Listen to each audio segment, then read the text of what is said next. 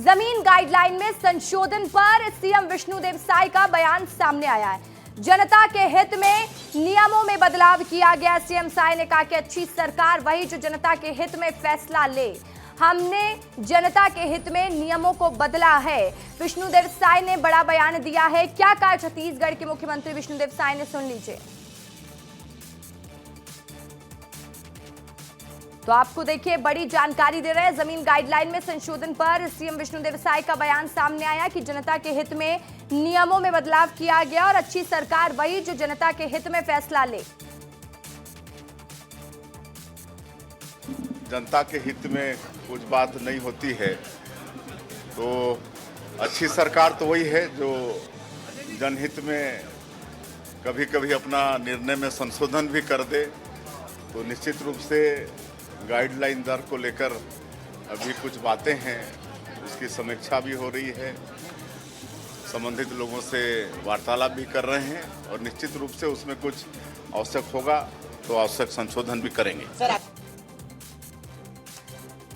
तो देखिए जमीन गाइडलाइन में संशोधन पर ओपी चौधरी का भी बयान सामने आया है। हमने पंजीयन एक्ट का अध्ययन पर परिवर्तन किया, हमने 1908 के अधिनियम को बदला है। ओपी चौधरी ने कहा जमीन रजिस्ट्री में अत्याधुनिक तकनीक को अपनाया गया है। जनता के हित में नियमों में बदलाव किया गया है। रिफॉर्म के लिए आंख कान खुले रखने पड़ते हैं।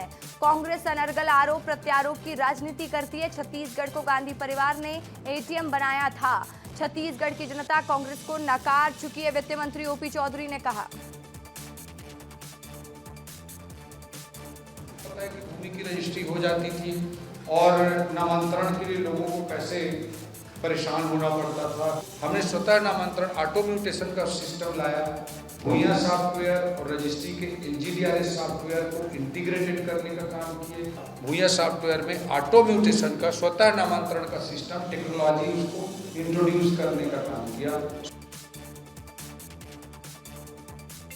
छत्तीसगढ़ में जमीन गाइडलाइन के दरों में हुई बढ़ोतरी पर साय सरकार ने बड़ा फैसला लिया है। गाइडलाइन दरों के पुनरीक्षण के संबंध में प्राप्त सुझावों, ज्ञापन और प्रस्तावों पर परीक्षण के बाद केंद्रीय मूल्यांकन बोर्ड की बैठक आयोजित की गई है और जिसमें प्रदेश के नगरीय विकास, रियल एस्टेट सेक्टर और आम नागरिकों की सुविधा को ध्यान में रखते हुए कई महत्वपूर्ण निर्णय भी लिए गए हैं जो कि तत्काल प्रभाव से लागू हो गए हैं। जमीन गाइडलाइन में संशोधन, नई कलेक्टर गाइडलाइन के कई नियम बदल दिए गए हैं। 1400 वर्ग मीटर एग्रीमेंटल आधार गणना खत्म की गई है। नगरीय क्षेत्र में पुराने नियम से मूल्यांकन अब होंगे। वही प्रक्रिया को सरल बनाने के लिए यह बदलाव हुआ है। निगम क्षेत्र 50 डिसमिल स्लैब दर से मूल्यांकन होगा। नगर पालिका 37 डिसमिल स्लैब दर से मूल्यांकन होगा तो नगर पंचायत में 25 डिसमिल स्लैब दर से मूल्यांकन किया जाएगा। सुपर बिल्ट अप एरिया के आधार पर मूल्यांकन खत्म तो बिल्ट अप एरिया के आधार पर मूल्यांकन अब होगा। मल्टी स्टोरी बिल्डिंग का छूट के साथ मूल्यांकन, बेसमेंट और प्रथम तल पर 10% की छूट, दूसरी मंजिल से ऊपर 20% की छूट, मध्यम वर्ग को किफायती दर पर मकान दिया जाएगा।